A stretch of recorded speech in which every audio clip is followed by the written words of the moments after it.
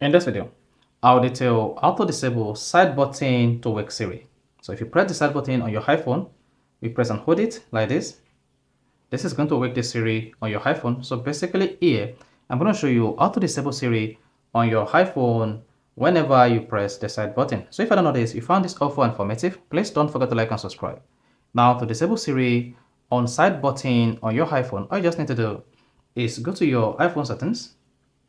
And on the settings page, you want to scroll down. Just keep scrolling until you get to Siri. Then select that. On some devices, you should see press side button to wake Siri here. And if the button is missing on the Siri's page, just click on Talk to Siri, tap that.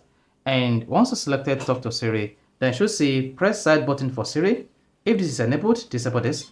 And once that is disabled, this is going to disable side button on Siri on your iPhone. So that if you press this, it's not going to work again. So that's how you can easily disable side button for Siri on iPhone. So if you found this helpful and informative, please don't forget to like and subscribe.